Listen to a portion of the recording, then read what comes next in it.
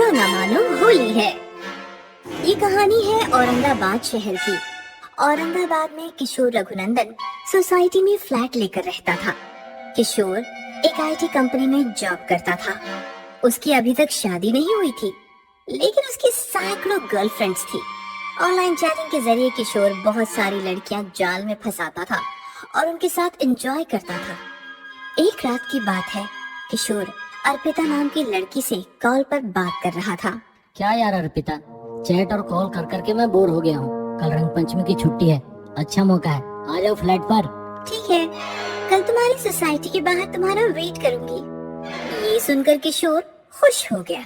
हाँ हाँ आ जाओ, मुझे बस तुम्हारे रंग में रंगना है, तुम्हारे सिवाय मैं किसी से रंग नहीं लगवाऊंगा। चलो मिलते हैं कल, गुड नाइट। ऐसा कहकर किशोर सो गया। दूसरे दिन की सुबह हुई।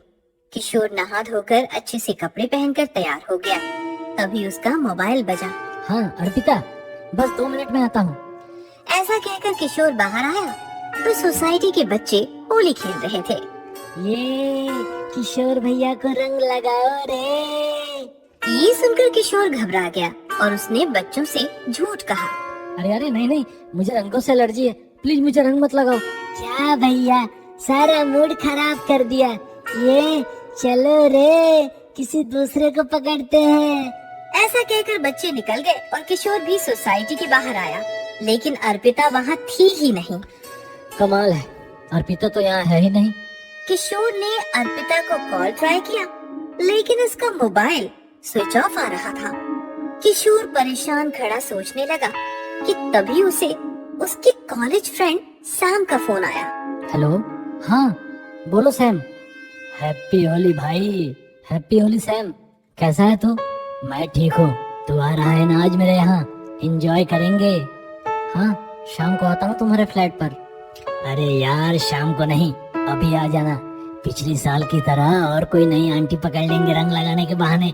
याद है ना पिछले साल वाला रेशमा आंटी का कांड, कैसे जबरदस्ती रंग लगाया था उनके फ्लैट में घुसकर। वो कैसे भूल सकता हूँ यार, कितना जोरदार चाटा पड़ा था मुझे। वैसे वो रेशमा है कहाँ? उस दिन के बाद जैसे गायब सी हो गई। किशोर ऐसा बोल ही रहा था कि अचानक कॉल कट हो गया। किशोर ने दोबारा सैम का नंबर ट्राई किया, लेकिन सैम का मोबाइल स्विच ऑफ था। अब इससे क्या हो गया? तभी अचानक किशोर की पीठ पर किसी ने हाथ रखा। किशोर झट से पीछे मुड़ा तो पीछे अर्पिता खड़ी थी। क्या यार अर्पिता, कितना डर गया मैं। कहाँ गायब थी तुम? अब सारी बातें यही करनी है या ऊपर फ्लैट में भी जाना है? हाँ हाँ चलो, मेरे गाल कब से तुम्हारा इंतजार कर रहे हैं।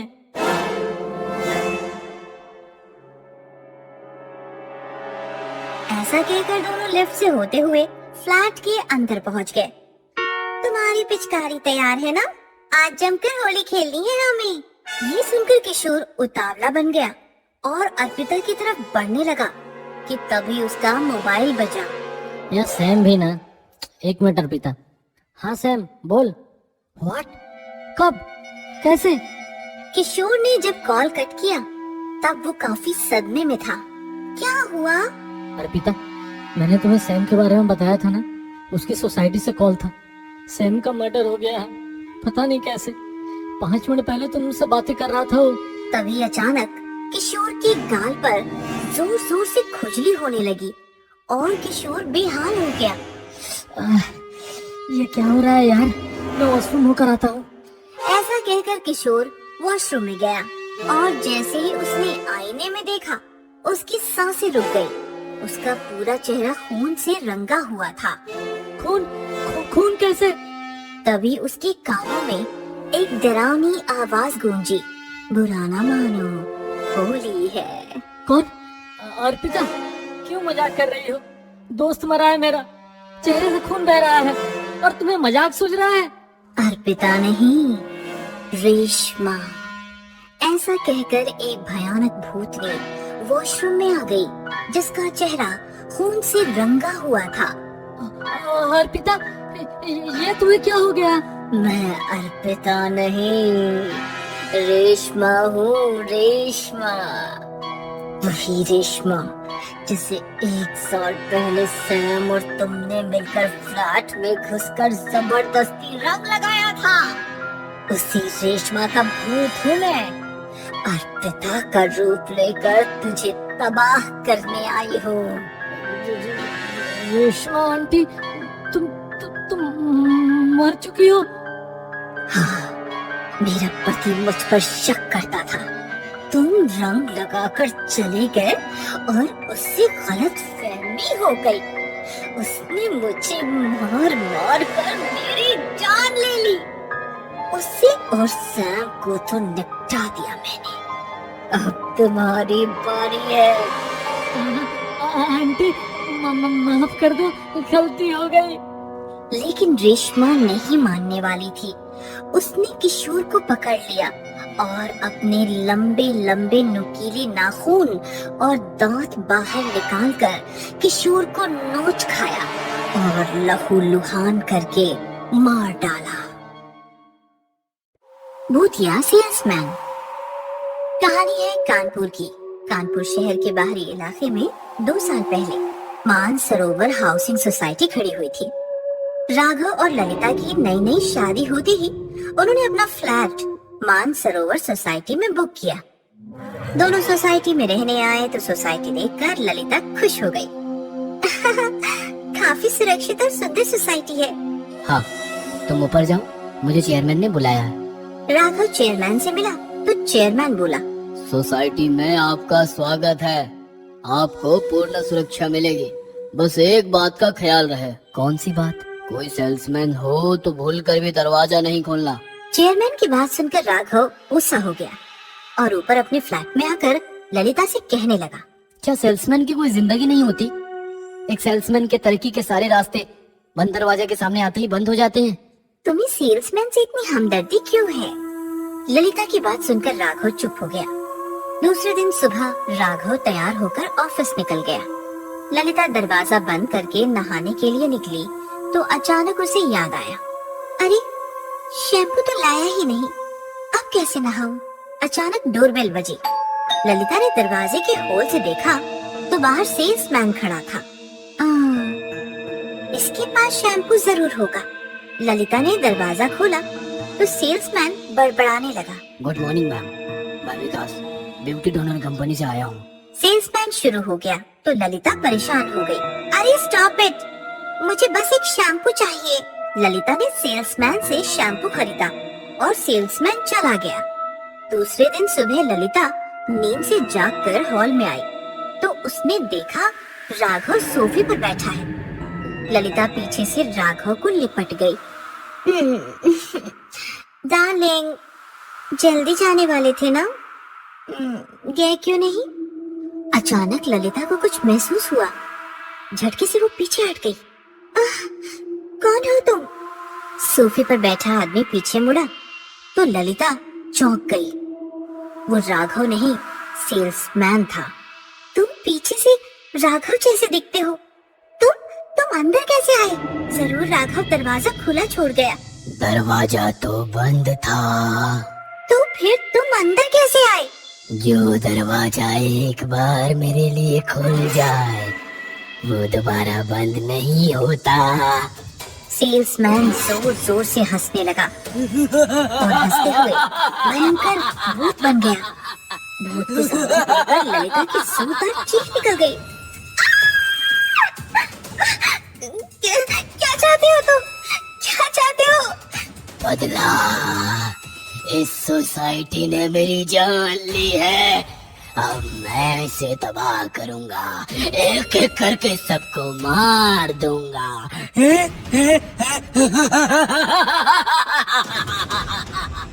सेल्समैन ललिता की तरफ बढ़ने लगा और ललिता पीछे पीछे सरकने लगी।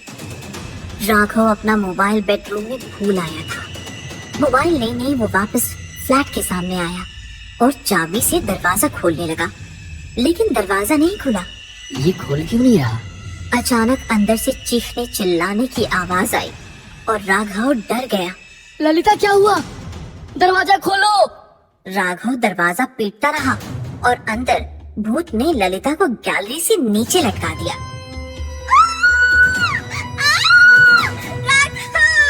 राघव, बचाओ, बचाओ राघव। मैं भी ऐसे ही मरा था, अब तुम भी मरोगी। हाँ हाँ। राघव दरवाजा पीट रहा था कि चेयरमैन वहां पहुंचा। जब तक तुम्हारी बीवी जिंदा है वो दरवाजा नहीं खोलेगा। सेल्समैन के लिए दरवाजा खोलकर ललिता ने गलती कर दी। लेकिन वो ऐसा क्यों कर रहा है? ये बात 2 साल पहले की है, जब ये सोसाइटी नई नई बनी थी। एक सेल्समैन यहाँ सोसाइटी में आया तो मैंने उसे रोका। ओ भाई, तुम अंदर कैसे आए? सोसाइटी में सेल्समैन अलाउड नहीं है। मैं विकास हूँ साहब, वॉचमैन से छिप कर आया हूँ। मेरे भाई को बड़ी नौकरी मिलने वाली है, उसके लिए पाई पाई जोड़ रहा हूँ। प्लीज मुझे ऊपर जाने दीजिए। ढोंग ना करो, भागो यहाँ से।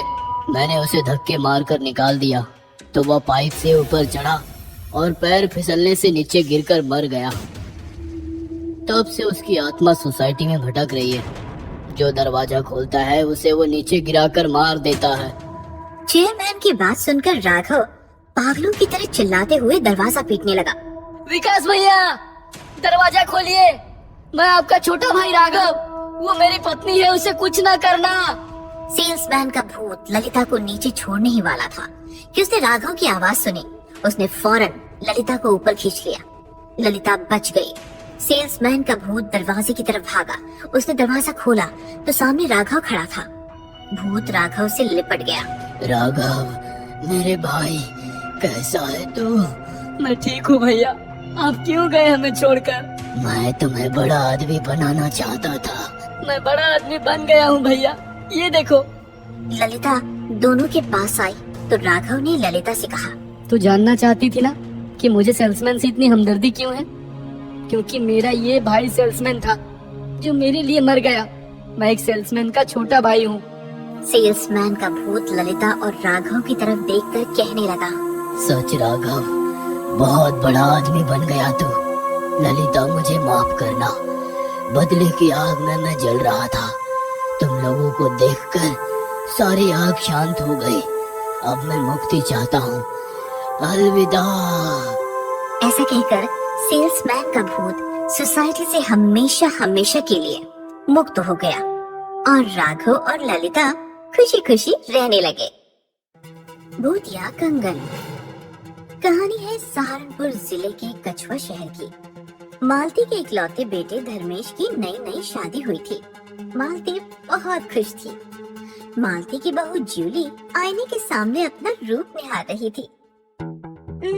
सब कुछ परफेक्ट है, बस हाथ खाली खाली है। कोई कंगन मिल जाती तो बात ही कुछ और होती। तभी मालती एक कंगन लेकर आई और जूली को पहनाने लगी।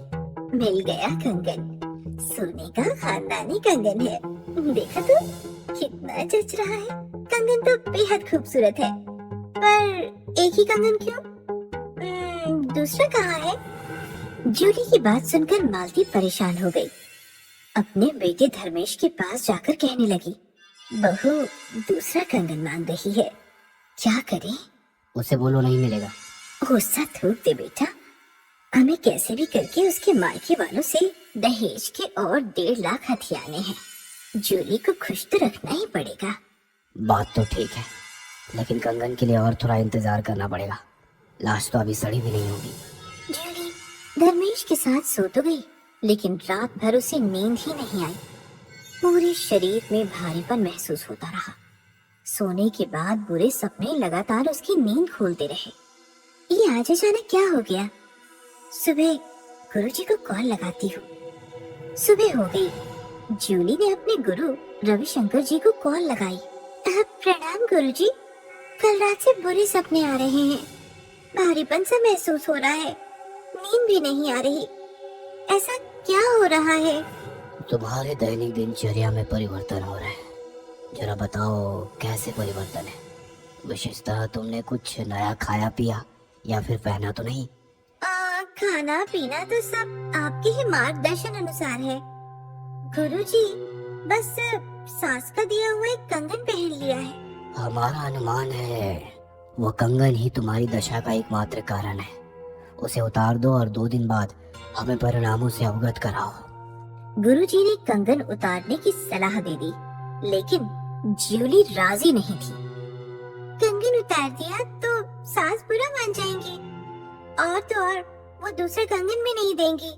ये कंगन हाथ में रहेगा तो दूसरा भी जल्द मिल जाएगा।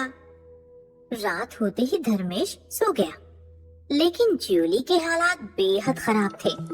रात के 12 बजे तक वो लेटी लेटी छत की ओर देखती रही। उसकी आंखें फटकर मोटी हो गई थीं। अचानक जूली अपने बिस्तर से उठकर घर के पिछवाड़े आ गई, जमीन पर बैठ गई और नाखूनों से जमीन नोचने लगी। जमीन से मिट्टी हटती चली गई और जूली के हाथ एक हाथ आया, जिस हाथ में सोने का वो दूसरा कंगन था। वो कंगन भी जूली ने पहन लिया और बेडरूम में आकर धर्मेश के साथ सो गई। सुबह झाड़ू लगाते वक्त मालती की आंख में कचरा अटक गया, तो उसने रसोई में खड़ी जूली को आवाज लगाई, बहू, आंख में कचरा अटका है, जरा साफ तो कर दे। जूली आई और आंख का कचरा हटाने लगी, तो मालती ने उसके हाथों में दोनों कंगन देख लिए और उसका दिल दहल गया। रहने दो, हो गया साफ। शाम को मालती धर्मेश के साथ बाबा चंगुलनाथ के मठ पहुंची। जैसे आपने कहा था वैसे ही किया था।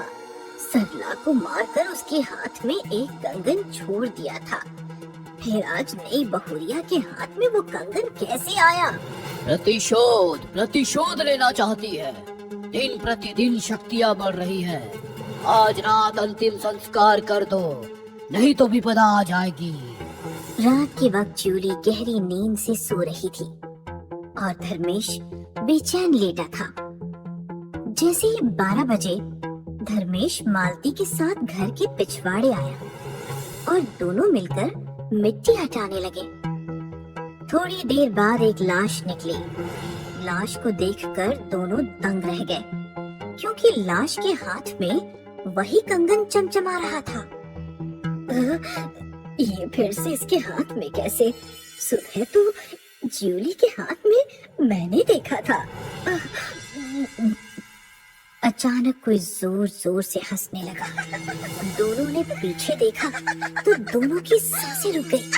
पीछे जूली खड़ी थी। उसका रवैया बदल गया था। बाल हवा में बिखर रहे थे, मुंह से पानी टपक रहा था। पागल लड़की, चल चल अंदर चल। ऐसे न धमकाओ धर्मेश बाबू, मैं आपकी पहली बीवी सरला हूँ। जूली नहीं। ये सुनते ही मालती और धर्मेश के रोंगटे खड़े हो गए। क्या चाहती है तू? आखिर क्या चाहती है? बदला। मेरे माता पिता दहेज ना दे सके तो तुम दोनों ने मिलकर बेरहमी से मुझे दफना दिया। अब भुगतो मेरी बेरहमी का नतीजा। मालती और धर्मेश भागने लगे। सरला ने जोर जोर से हंसते हुए अपना सिर हिलाया, तो मालती धर्मेश अपने आप पीछे पीछे सरकने लगे। ये क्या हो रहा है माँ? हम तो भाग ही नहीं पा रहे। सरला ने दोनों को पीछे खींच लिया और सिर को जोरदार झटका देकर दोनों को गड्ढे में गिरा दिया। सरला, माफ कर दो, माफ कर दो। बचाओ, बचाओ कोई। सरला ने मिट्टी पर नजर डाली तो मिट्टी अपने आप गड्ढे में गिरने लगी। थोड़ी ही देर में गड्ढा मिट्टी से भर गया और मालती धर्मेश दफन होकर मर गए। इस प्रकार जूली के शरीर की मदद से सरला ने खुद पर हुए अत्याचार का बदला ले लिया।